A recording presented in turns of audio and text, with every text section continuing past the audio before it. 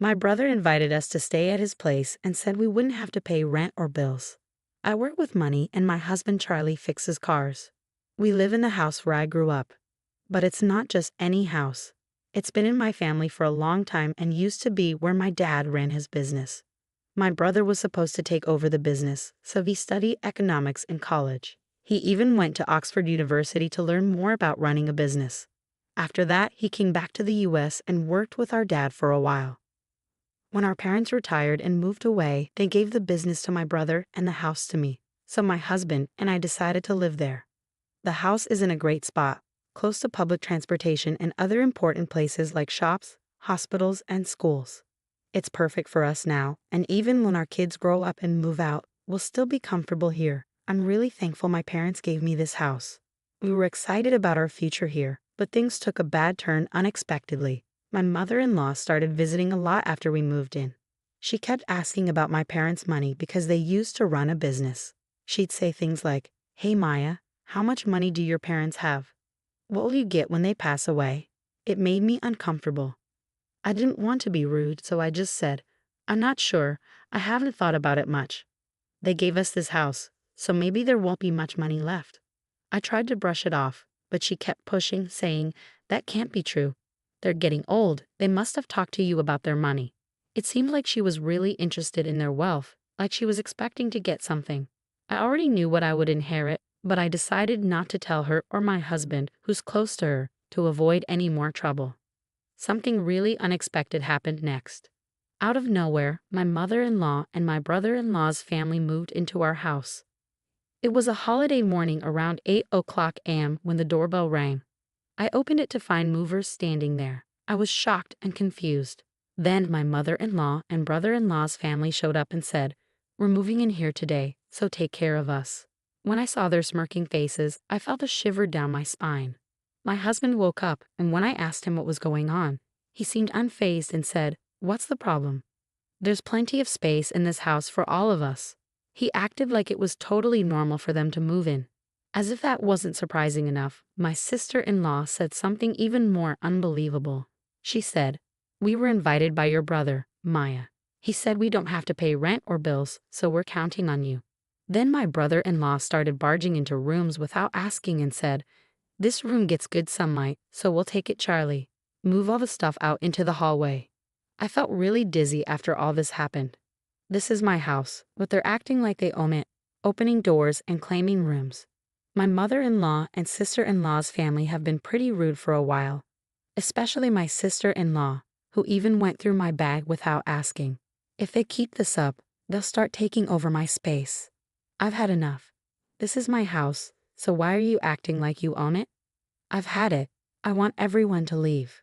I usually keep my cool and don't raise my voice, but seeing these people move into the house my parents gave me without asking and acting like it's theirs pushed me over the edge. That's why I lost control and yelled at all three of them. But then something unexpected happened. "How dare you talk to us like that? You're the one who should leave." The moment those words were said, I felt a sharp pain on my cheek. Did I just get slapped? It took me a few seconds to realize what had happened. I was shocked. I couldn't believe it, and all I could feel was the throbbing pain on my cheek. In that moment, something inside me snapped. I can't live with people who would do something like that, but this house belongs to me. I don't want them living here like parasites, so I decided to pack my things and leave, planning to tell my family about what happened. I needed to find a place far away from here, so I rented a monthly apartment for now. I'll have to commute to work from there. As soon as I told my parents about what happened over the phone, I could sense their anger, even from a distance, especially from my dad. He's always been very caring and has adored me and my brother. As a CEO, he was strict, but as a father, he was always kind and ready to help us out of any trouble. I didn't want to drag my parents, who were just about to retire, into this mess, but I had no choice because my rightful home was being taken away from me. While I stayed in the monthly apartment, I was sure that my husband and his family were making themselves comfortable in my house. So I decided to take action based on suggestions from my brother and father. A few days later, during my break, I checked my phone and saw dozens of missed calls and messages from my husband. I knew exactly why he was trying to reach me. I took action and called the water and electric companies to shut off the utilities. Our house relies completely on electricity, and without it, nothing works. We haven't set up solar panels yet, so there's no other way to get power. Since it's really hot right now, living without electricity and water must be tough. My husband's calls were probably about dealing with this situation. Just as I was about to ignore his call, my husband rang again, perfectly timed with my break. Hey, what's going on? There's no power, and the water isn't running. Did you cut off the electricity and water? I could tell from his voice that he was in a panic. The house belongs to me, so now that I'm not living there, it wouldn't make sense to keep the electricity and water running, right? That's why I had them shut off. If I kept the utilities on, I'd have to pay the bills even though I'm not living there. I can't agree to that, so I naturally had them turned off. When I explained this to my husband, he got really angry and insisted that I turn the services back on right away. But just because he wants me to doesn't mean I'm going to agree. I get it. If they want to renew the services, they should pay for it themselves. But whenever this comes up, they always say things like, "It's your house, so you should foot the bill." Their words and actions don't match. Anyway, I have no plans to renew the contract or tell them to leave the house immediately. I simply hung up the phone after saying that as my break was ending. Later on, my mother-in-law, sister-in-law, and brother-in-law all called me saying the same thing. They wanted me to reconnect the electricity and water because their room was too hot and uncomfortable, and it was inconvenient without water. But these were their problems, not mine. After listening to their complaints, I told them to deal with it themselves and hung up. I thought they were just being greedy and hoped they'd give up and leave soon. Even after a week went by, there was no sign of them leaving. So I decided to take stronger action. I talked to a lawyer from my father's company about the situation and asked him to send a notice to my husband. The notice was about trespassing. They had entered my house without permission, forced me out, and were using it as if it were their own. I warned them that I was considering taking legal action against them for this. Why did I receive this document from a lawyer? Did things really have to escalate this far? My husband, who seemed surprised and panicked by my actions, came to me seeking a resolution. Knowing how much they care about their reputation, the thought of being sued would be really stressful for them. They definitely don't want to deal with a lawyer, but they also don't want to give up their current lifestyle. So they're likely trying to find a way to convince me to let them stay. I can see through my husband's intentions very clearly, but I couldn't bring myself to listen to their pleas, so I didn't give in to my husband's requests. My husband finally exploded in anger, forgetting he was at work, and yelled at me, "Stop it. Just because we're being a bit sneaky doesn't mean you can act all high and mighty. Go back to how things were and drop the lawyer." Despite his loud outburst, I remained unaffected. Instead, I felt annoyed by his call, thinking, who does he think he is, taking over someone else's house? No matter how much he shouts, my stance won't change. If they continue squatting there, I'll take legal action.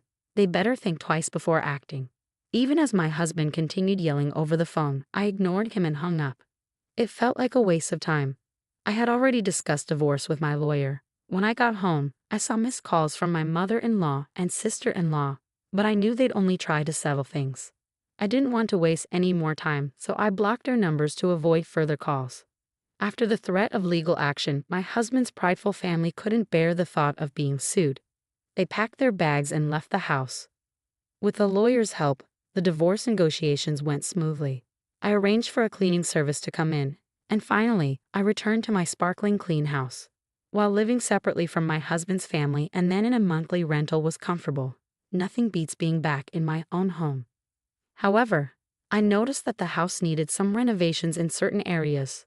I discussed this with my father, who introduced me to a reliable contractor. I began planning the renovations with their help. Living alone is really comfortable. I enjoy the freedom of not being tied down by anyone else. I found myself enjoying the freedom of my current life. I could lounge on the sofa without anyone scolding me, eat whatever I wanted without judgment. But then, I received a call from an unknown number after 3 months of silence. Initially, I ignored it, thinking it might be a contractor. However, when the calls persisted, I reluctantly answered, only to find it was from my ex-husband, from whom I had recently divorced with the help of a lawyer. We had made a pact to never contact each other again. So why was he calling now, especially after changing his number? We had agreed through our lawyers to stay apart for good. There was nothing left to discuss, so I asked him not to contact me again. Just as I was about to hang up, he pleaded, "Please just listen to me for a moment. I'm begging you." Despite my reluctance, he began speaking without my consent. It turned out his company was facing a severe financial crisis and they had decided to reduce his salary. Moreover, my mother-in-law's health was failing, rendering her unable to work. My sister-in-law and her husband couldn't contribute much to the household expenses due to his unstable job situation. Although my sister-in-law was working multiple part-time jobs, most of her earnings were going towards paying off her husband's debts. My ex-husband was struggling to make ends meet, and with his salary cut, things were only going to get tougher. After hearing all of that, all I could think was, okay, so what? They barged into my house without permission, did whatever they wanted, and even tried to kick me out. It's simply unbelievable. I feel nothing for people who would do such a thing, and I have no sympathy for them. Even if you tell me about their troubles, it doesn't change anything. They're your family, you should deal with it yourself. There's nothing I can do about it. My ex-husband started to panic even more at my words. Don't say that. We're in serious trouble. We won't even be able to pay the rent for our apartment and will struggle to buy food tomorrow. We used to be a family, right? Please help us, he pleaded, almost in tears. But I wasn't convinced. When I was in trouble, he did nothing to help, and he, along with my mother-in-law, looked down on me. Just like her, my sister-in-law and brother-in-law always belittled me. They insulted me for my appearance or my old-fashioned views. They didn't care how much it hurt me. My mother-in-law not only made things worse, but she also pressured me to have a baby as soon as possible. She forced strange herbal medicines on me, booked unnecessary doctor's appointments, and spread rumors to the neighbors that I was unable to conceive. Looking back, there wasn't a single positive aspect to my marriage. My ex-husband, who used to be kind before we got married, became a puppet under my mother-in-law's control after the wedding. On the first day my mother-in-law barged into our house, I was out for an appointment. She cried to my husband, saying she wanted to be friends with me, but the moment we met, she would badmouth me. She'd say things like, "My son seems to have lost weight. Is it because your cooking is so bad?"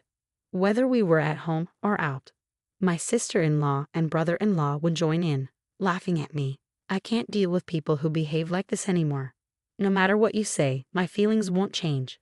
I can't help you guys, so I'm going to hang up now. And please never contact me again. With that, I finally hung up the phone and blocked the new number. Knowing my ex-husband, he might change his number and try to contact me again. So I decided to change my phone number at the store over the weekend. But before that, those four broke the promise made through the lawyer and suddenly showed up at my house at 11 o'clock p.m.